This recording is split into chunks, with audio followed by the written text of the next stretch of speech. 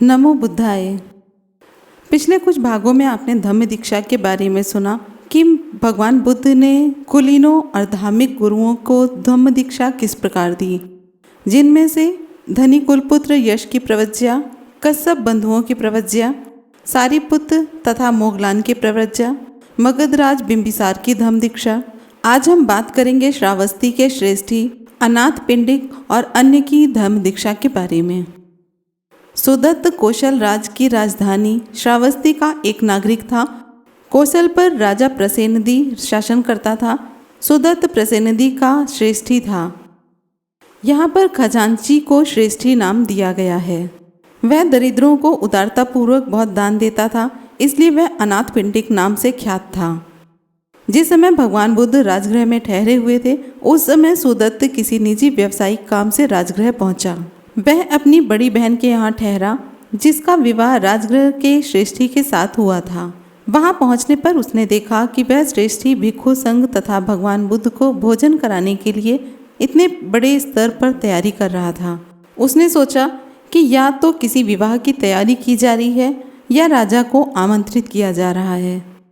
जब उसे सत्य की जानकारी हुई तो वह भगवान बुद्ध के दर्शन के लिए अत्यंत अधीर हो उठा और उसी रात भगवान बुद्ध के दर्शनार्थ निकल पड़ा। और तथागत ने अनाथ पिंडिक के हृदय की निर्मलता और उत्कृष्टता गुणों को तुरंत जान लिया और उसका सांत्वना भरे शब्दों में स्वागत किया।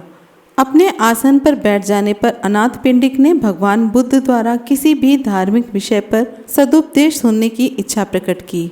तथागत ने उसकी इच्छा पूर्ति करने के लिए एक प्रश्न किया, कौन है जो हमारे जीवन को मूर्त रूप करता है? क्या यह कोई ईश्वर है, कोई सृष्टिकर्ता? यदि ईश्वर निर्माण करता है तो सभी प्राणियों को मौन रहकर केवल उसकी इच्छा शक्ति के अधीन चलना चाहिए। तब वे कुम्हार के हाथ बनाए हुए बर्तनों के समान होंगे।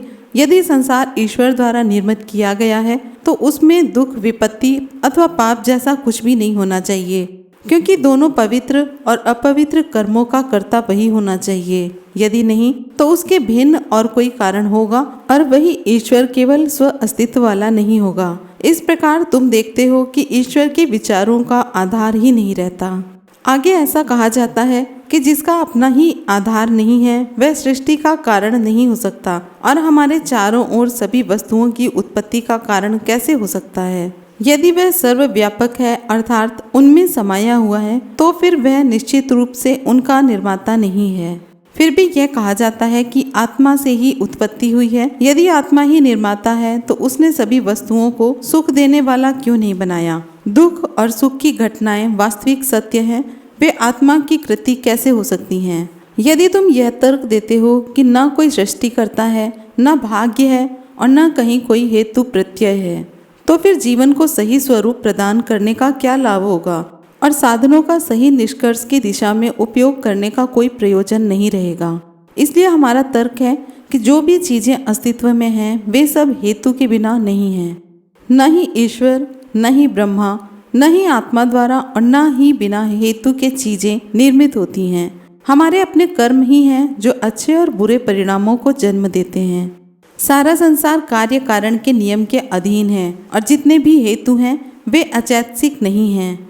जिस सोने से सोने का प्याला निर्मित होता है वह आदि से अंत तक सोना ही सोना होता है। इसलिए हम ईश्वर और उससे प्रार्थना करने के संबंधी मिथ्या धारणाओं को त्याग करें। हम व्यर्थ की सूक्ष्म काल्पनिक उड़ानों में न उलझे रहें। हम आत्मा और आत्मार्थ से मुक्त हों, क्योंकि सभी चीज़ें सहेतुक हैं।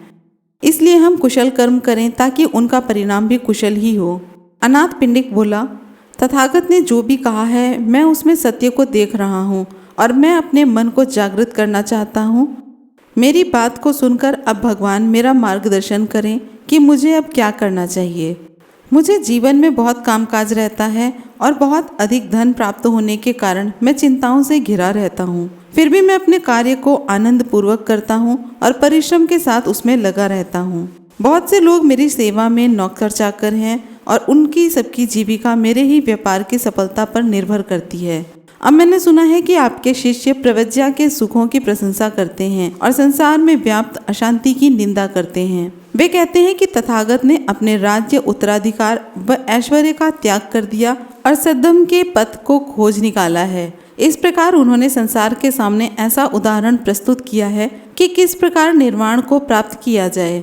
मेरा मन ललायत है कि मैं वही करूं जो अच्छा है और अपने मानव बंधुओं का भला कर सकूं।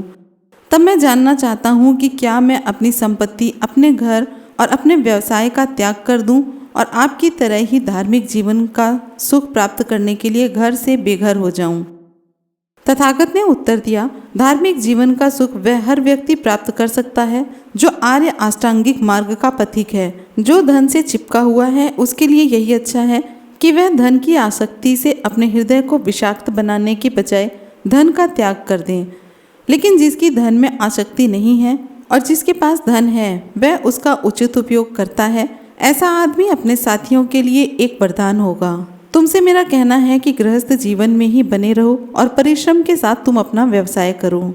आदमी का जीवन, धन दौलत, ऐश्वर्य और अधिकार उसे अपना दास नहीं बनाते, किंतु जीवन, धन दौलत और अधिकार के प्रति आदमी की जो आसक्ति है वही उसे अपना दास बना देती है। जो भिक्षु आनंद का जीवन गुजारने के लिए संसार का त्याग करता है उसे किसी प्रकार का लोभ नहीं होगा, क्योंकि आलस्य का जीवन घृणित जीवन है और शक्ति का अभाव तिरस्कार पूर्ण है। तथागत के धम्म में यह आवश्यक नहीं है कि आदमी बेघर हो जाए या संसार का त्याग कर दे। इसके लिए तो बस अंतः प्रेरणा ही होनी चाहिए। तथागत के धम्म में जो आवश्यक है वह है स्वभ्रांति, आत्मा से स्वयं को मुक्त करें, हृदय को शुद्ध करें, काम भोगादि सुखों की इच्छा का त्याग करें और श्रेष्ठ जीवन व्यतीत करें। और आदमी चाहे जो करें, चाहे वे संसार में शिल्पी रहें, चाहे व्यापार करें, चाहे राज्य की नौकरी करें अथवा संसार त्याग करके ध्यान भावना पूर्ण जीवन में रत रहें, उन्हें अपना मन पूरी तरह से अपने कार्य में लगाना चाहिए। उन्हें परिश्रमी और उत्साही होना चाहिए और यदि वे स्वयं को उस कमल की तरह बना लें जो पानी में उगते हुए भी पानी से अछूता रहता है, यदि वे मन की ईर्ष्या और घृणा को बिना जगह दिए हुए जीवन संघर्ष में लगे रहें, यदि वे संसार में रहते हुए भी स्वार्थपूर्ण जीवन नहीं बल्कि परमार्थ भरा और सत्य जीवन व्यतीत करते हैं, तो इसमें कोई भी संदेह नहीं है कि मन में आनंद, शांति और सुख से भर जाएगा। अनाथ पिंडिक को लगा कि यह सत्य का श्रेष्ठ सिद्धांत है, सरलता और बुद्धिमत्ता का धम्म है।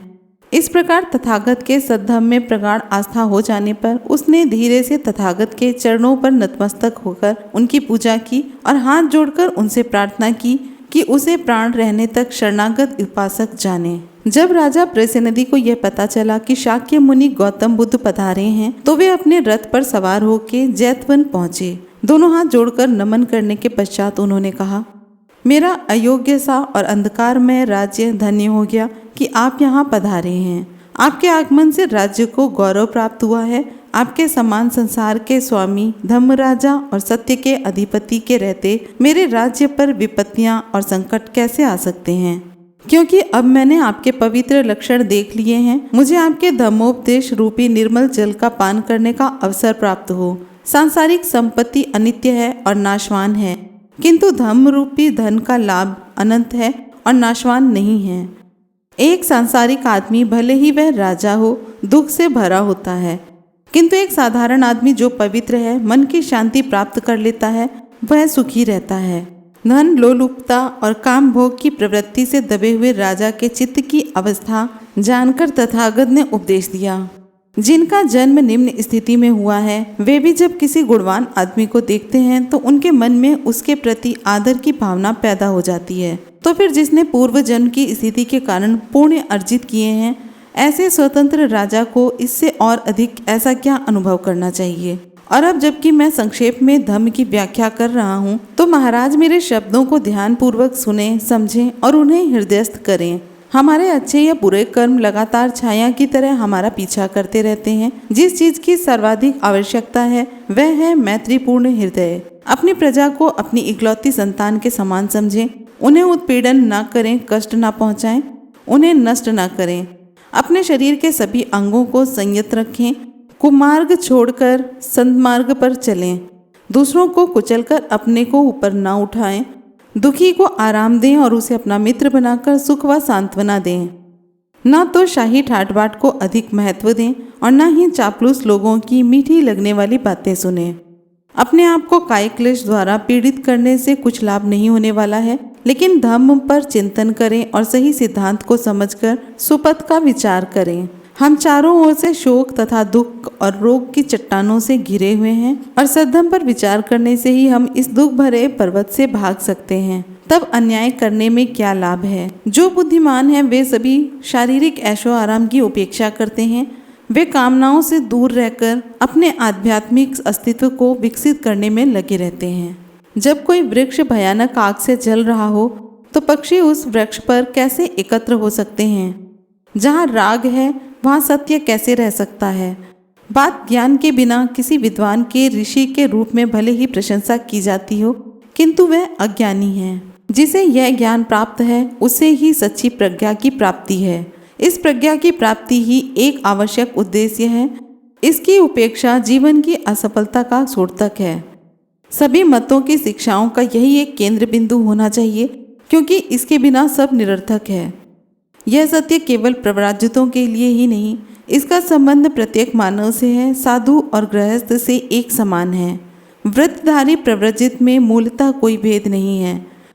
प्रव्रजित भी पतित होकर विनाश को प्राप्त होते हैं और ऐसे साधारण गृहस्थ भी जो ऋषियों के दर्जे तक पहुंच जाते हैं।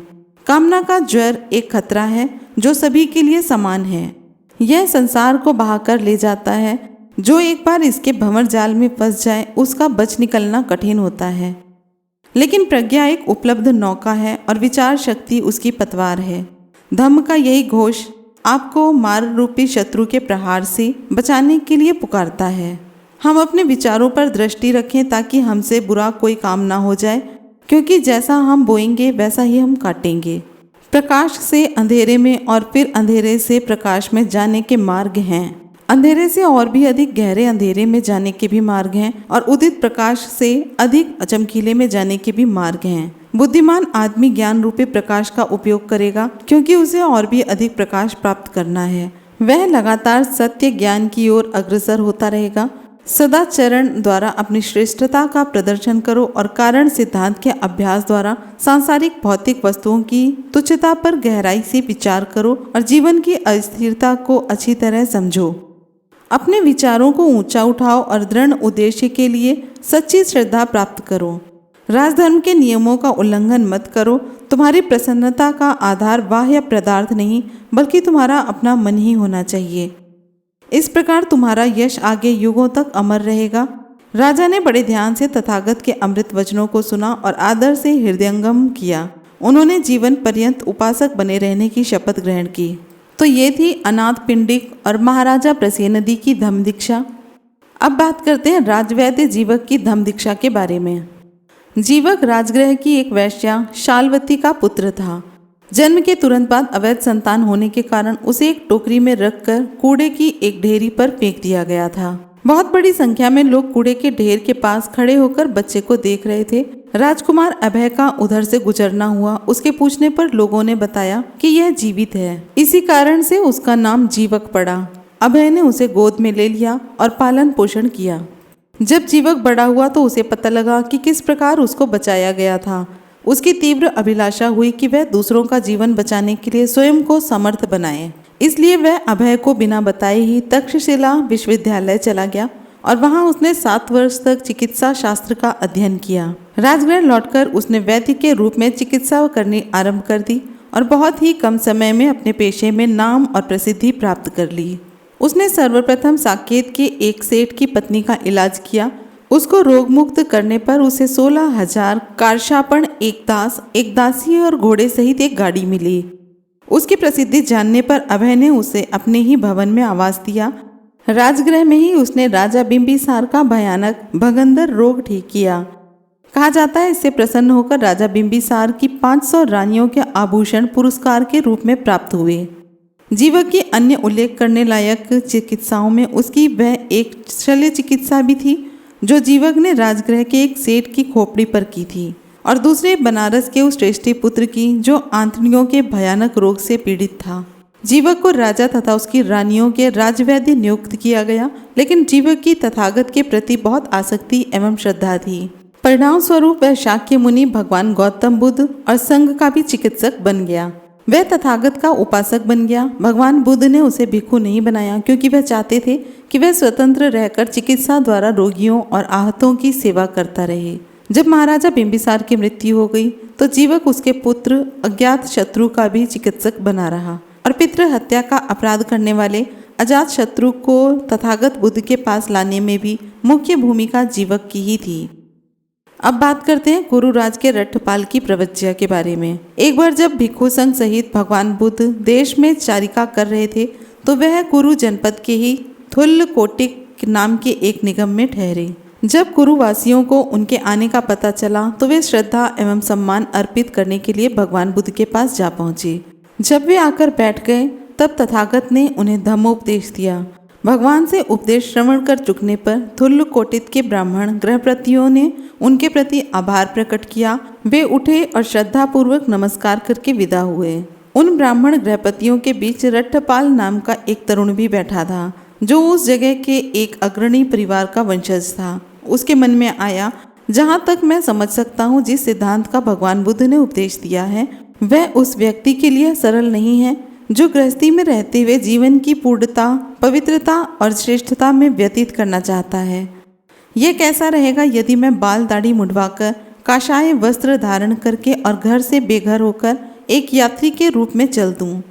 जब ब्राह्मण गृहपति अभी बहुत दूर नहीं भी गए होंगे तब रट्टपाल ने भगवान बुद्ध के पास पहुंचकर उनका अभिवादन करने के बाद उन्हें अपना विचार बताया और प्रार्थना की कि भगवान बुद्ध उसे अपना भिक्षु संघ के लिए प्रवज्या और उपसंपदा प्रदान करें। तथागत ने पूछा, रट्टपाल, इसके लिए क्या तुम्हें अपने माता पिता की अनुमति है? रट्टपाल ने जवाब दिया, भगवान नहीं। तथागत बोले, मैं उन्हें प्रव्रजित नहीं करता जिन्हें माता पिता से अनुमति प्राप्त नहीं होती।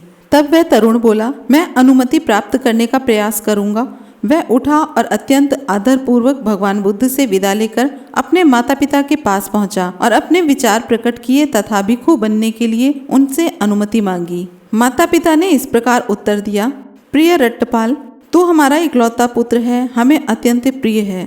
तू वैभव में रहा है और वैभव में पला है। तुझे दुख का कुछ भी अनुभव नहीं है। जा जाकर खा पी मौज मस्ती कर और प्रसन्नता पूर्वक पुण्य कर्म कर। हम तुझे प्रव्रजित होने की स्वीकृति नहीं दे सकते। तुम नहीं भी रहोगे तो हमारा जीवन दुर्भर और एकाकी हो जाएगा और हमारे जीवन में कोई भी आनंद नहीं रहेगा। हम तुम्हें जीते जी घर से बेघर हो भिक्षु बनने की स्वीकृति क्यों दें? रट्टपाल ने दूसरी और तीसरी बार भी अपनी प्रार्थना दोहराई। उसके माता पिता का बस वही एक उत्तर था।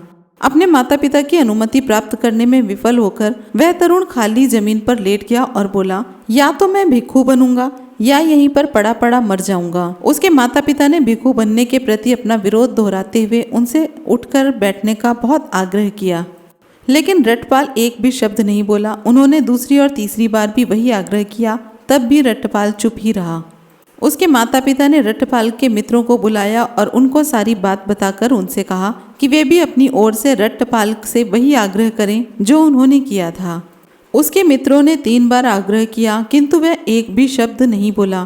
तब उसके मित्र रट्टपाल के माता पिता के पास गए और बोले, वहाँ वह खाली जमीन पर बैठा है। उसने घोषणा कर दी है कि या तो मैं भिक्षु बनूंगा या फिर वहीं पर पड़ा पड़ा अपनी जान दे दूंगा। यदि आप अनुमति नहीं देंगे तो वो जीते जी कभी भी नहीं उठेगा, लेकिन यदि आप अनुमति दे देंगे तो आप उसे भिक्षु बनने पर भी देख सकेंगे। यदि उसे बाद में भिक्षु बने रहना अच्छा नहीं लगेगा तो वो वापस चली आने के अतिरिक्त उसके पास कोई दूसरा विकल्प नहीं रहेगा। उन्होंने आग्रह किया, आप उसे अपनी अनुमति दे ही दें। माता पिता कहते हैं, अच्छा हम अपनी अनुमति देते हैं, किंतु भिक्षु बनने के बाद उसे हमसे मिलने के लिए आना होगा। अब उसके मित्र तुरंत रट्टपाल के पास गए और उन्होंने उससे कहा, उसके माता पिता ने भिक्षु बनने की अनुमति दे दी है, किंतु भिक्षु बनने के बाद उसे उनसे मिलने के लिए आना होगा। तब रट्टपाल उठ बैठा और सशक्त हो जाने पर तथागत के पास पहुंचा और अभिवादन करने के बाद एक ओर जाकर बैठ गया। उसने निवेदन किया, मुझे अपने माता पिता से भिक्षु बनने की अनुज्ञा मिल गई है। मेरी प्रार्थना है कि मेरे भगवान मुझे संघ में दीक्षित करें। भगवान बुद्ध की उपस्थिति में रट्टपाल ने प्रवज्जा और उपसंपदा प्राप्त की। थुल्लकोटित में यथेच्छ ठहरकर इसके 2 सप्ताह बाद भगवान बुद्ध चारिका के लिए श्रावस्ती की ओर चल पड़े। वहां पहुंचकर उन्होंने अनाथ पिंडिक के तेजवनाराम में विहार किया। अकेले और एकांत में रहकर उत्साही और स्वयं को परिशुद्ध करके रट्टपाल ने शीघ्र ही वह पुरस्कार प्राप्त कर लिया जिसकी खोज में तरुण घर से बेघर होकर भिक्षु बनकर निकल पड़ते हैं। वह पुरस्कारों में श्रेष्ठ पुरस्कार था जो उच्च जीवन का मुकुट है। तब वह भगवान बुद्ध के पास गया और अभिवादन करके एक ओर बैठ गया और बोला, भगवान आपकी अनुज्ञा हो तो मैं अपने माता पिता को देख आना चाहता हूँ। अपने चित्त से रट्टपाल के विचारों को जानकर और आश्वस्त होते हुए कि रट्टपाल भिक्षु जीवन को छोड़कर पुनः गृहस्थ नहीं बनेगा, तथागत ने उसे इच्छा अनुसार जब चाहे जाने की अनुमति दे दी। तब अत्यंत आदरपूर्वक भगवान बुद्ध से विदा ग्रहण कर अपना पात्र चीवर लेकर रट्टपाल थुल्लकोटिक की ओर चारिका के लिए निकल पड़ा, जहां पहुंचकर वह गुरुराज के मृग उद्यान में ठहरा। दूसरे दिन प्रातःकाल पात्र व चीवर लेकर वह भिक्षाटन के लिए नगर में गया और वहां बिना भेदभाव के प्रत्येक घर के सामने से गुजरता हुआ रट्टपाल अपने ही पिता के घर के द्वार पर पहुंचा।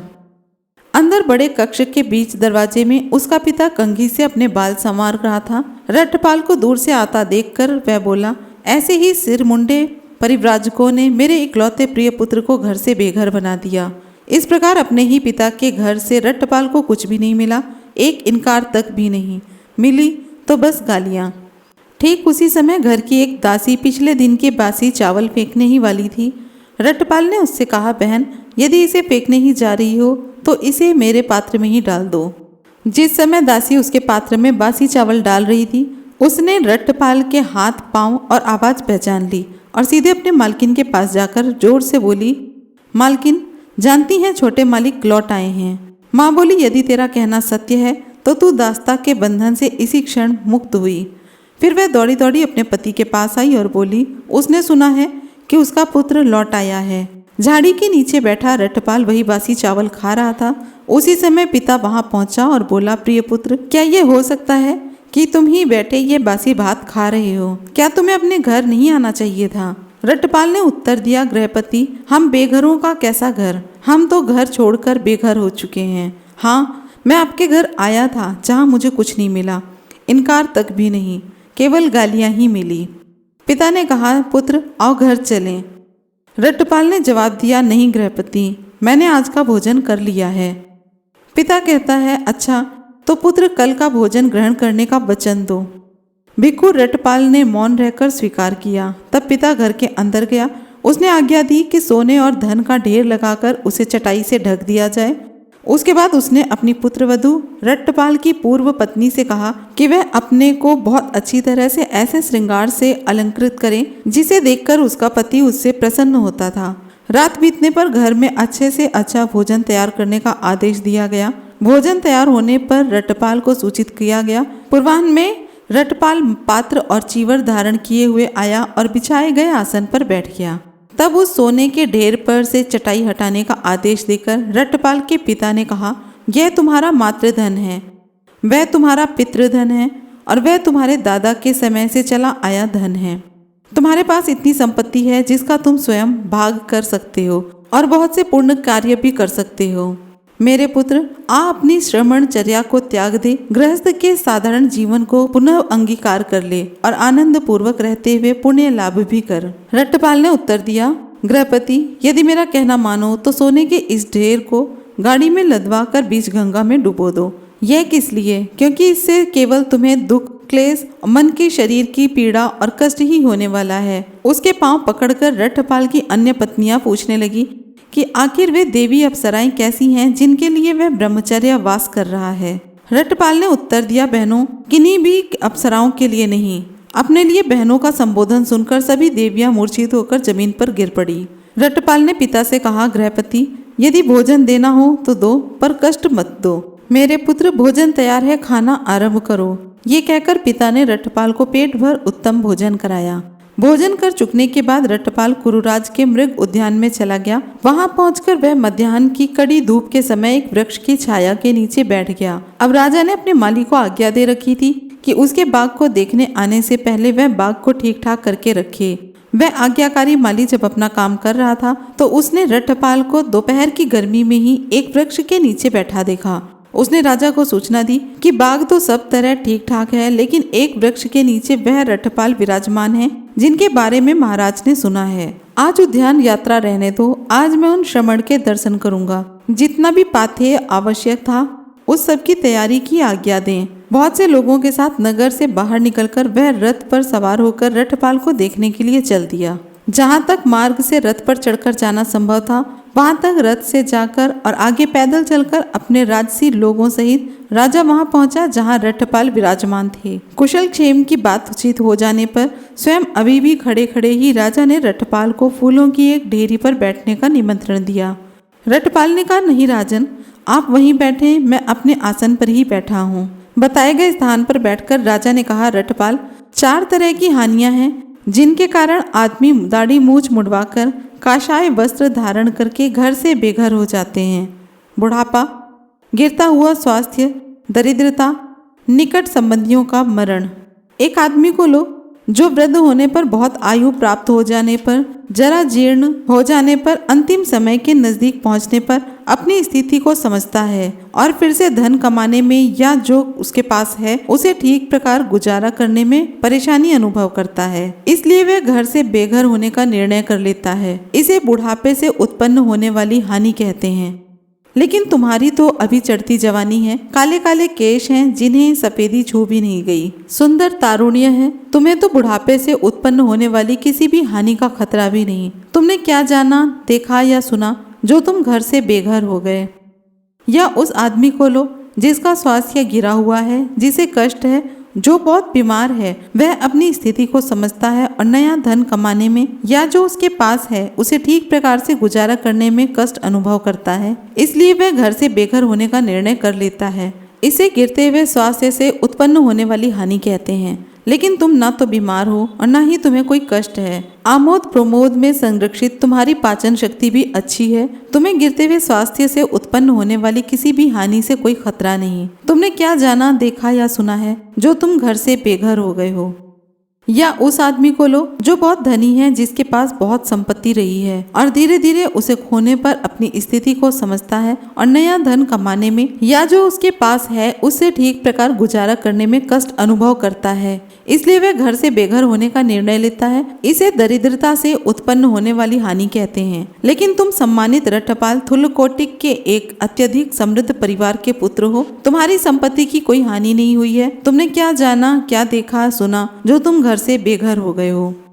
और हे अच्छे रथपाल, सगे संबंधियों से बिछड़ जाना क्या है? जैसे किसी के अनेक मित्र और परिचित हों, सगे संबंधी हो किंतु धीरे धीरे वे नातेदार कम होने लगे, तब वह इस प्रकार विचार करता है, पहले मेरे अनेक मित्र और परिचित थे, संबंधी थे, किंतु धीरे धीरे उनकी संख्या कम हो रही है, तो मेरे लिए धन कमा पाना आसान नहीं है आदि। इसलिए इस प्रकार संबंधियों की हानि हो जाने पर वह बाल और दाढ़ी मुंडवाकर काशाय वस्त्र धारण करके घर छोड़कर बेघर हो जाता है। इसे संबंधियों के मरण से उत्पन्न होने वाली हानि कहते हैं। लेकिन तुम्हारे तो मित्रों और सगे संबंधियों की कमी नहीं, तुम्हें तो सगे संबंधियों के मरण से उत्पन्न होने वाली कोई हानि भी नहीं हुई है। तुमने क्या जाना, देखा या सुना कि तुम घर से बेघर हो गए? रथपाल ने जवाब दिया, राजन, मैं घर से बेघर इसलिए हो गया हूँ कि मैंने भगवान बुद्ध से वे 4 सत्य जाने, देखे और सुने जिन्हें सर्वज्ञानी और सर्वदृष्टा सम्यक संबुद्ध भगवान ने प्रतिपादित किया है।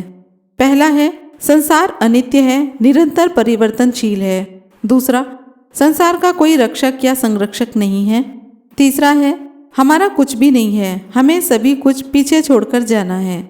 और चौथा है, तृष्णा के वशीभूत होने से संसार दुखी है। राजा ने कहा, यह अद्भुत है, यह विस्मयकारी है। इस विषय में तथागत का कथन कितना सत्य है। इस पाठ में आपने श्रावस्ती के श्रेष्ठी अनाथ पिंडिक की धम्म दीक्षा, महाराजा प्रसेनदी की धम्म दीक्षा, राज्य वैद्य जीवक की धम्म दीक्षा, कुरुराज के रथपाल की धम्म दीक्षा के बारे में सुना। अगले पाठ में देखेंगे जन्मभूमि कपिलवस्तु में बुद्ध का आगमन, शाक्य राज शुद्धोधन और महाप्रजापति द्वारा पुत्र सिद्धार्थ का स्वागत। वीडियो अच्छी लग रही हो तो प्लीज़ लाइक, कमेंट, शेयर करना ना भूलें। इस तरह की और भी वीडियो को देखने के लिए चैनल को सब्सक्राइब जरूर करें। जय भीम, नमो बुद्धाय।